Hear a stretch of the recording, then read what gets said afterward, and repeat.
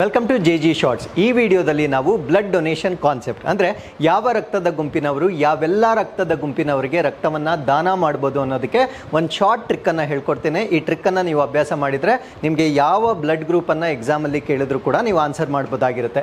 So ಮೊದಲನೇದಾಗಿ positive blood group ಅಂದರೆ ಒಬ್ಬ ವ್ಯಕ್ತಿ ಪಾಸಿಟಿವ್ ಬ್ಲಡ್ ಗ್ರೂಪನ್ನು ಹೊಂದಿದರೆ ಅವರು ಯಾರ್ಯಾರಿಗೆ ರಕ್ತವನ್ನು ದಾನ ಮಾಡ್ಬೋದಾಗಿರುತ್ತೆ.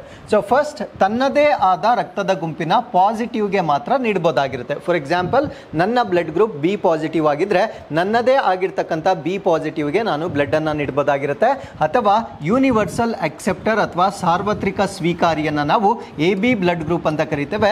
ಎ ಬಿ ಅಲ್ಲಿ ಪಾಸಿಟಿವ್ ಇರ್ತಕ್ಕಂಥವರು ಪಾಸಿಟಿವ್ ಎ ಬಿ ಬ್ಲಡ್ ಗ್ರೂಪ್ಗೆ ಮಾತ್ರ ರಕ್ತವನ್ನು ನೀಡಲಿಕ್ಕೆ ಸಾಧ್ಯವಾಗುತ್ತೆ. ಸೊ ಒಂದು ಎಕ್ಸಾಂಪಲ್ ಅನ್ನು ನಾನು ತಗೊಂಡ್ರೆ, ಎ ಪ್ಲಸ್ ರಕ್ತದ ಗುಂಪು ನನ್ನದಾಗಿದ್ದರೆ ನಾನು ಯಾರ್ಯಾರಿಗೆ ಬ್ಲಡ್ ಅನ್ನ ಕೊಡಬಹುದಾಗಿರುತ್ತೆ ಅಂದ್ರೆ ನನ್ನದೇ ರಕ್ತದ ಗುಂಪಿನ ಪಾಸಿಟಿವ್ಗೆ ಕೊಡ್ಬೋದು, ನೆಗೆಟಿವ್ಗೆ ಕೊಡಕ್ಕಾಗಲ್ಲ. ಸೊ ಅದಾದ್ಮೇಲೆ ಯೂನಿವರ್ಸಲ್ ಅಕ್ಸೆಪ್ಟರ್ ಆಗಿರ್ತಕ್ಕಂಥ ಎ ಬಿ ಪಾಸಿಟಿವ್ಗೆ ಕೊಡ್ಬೋದು, ಎ ಬಿ ನೆಗೆಟಿವ್ಗೆ ಕೊಡ್ಲಿಕ್ಕಾಗೋದಿಲ್ಲ.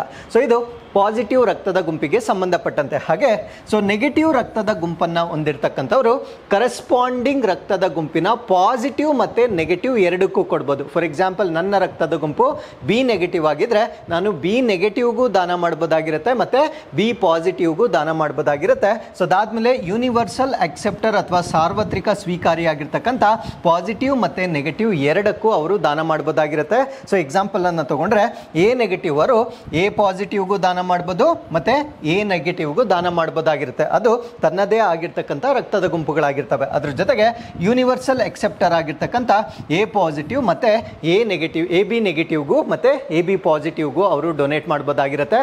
ಸೇಮ್ ಲಾಜಿಕ್ ಅನ್ನ ನೀವು ಎಲ್ಲ ರಕ್ತದ ಗುಂಪುಗಳಿಗೆ ಅಪ್ಲೈ ಮಾಡ್ಬೋದಾಗಿರುತ್ತೆ. Thank you.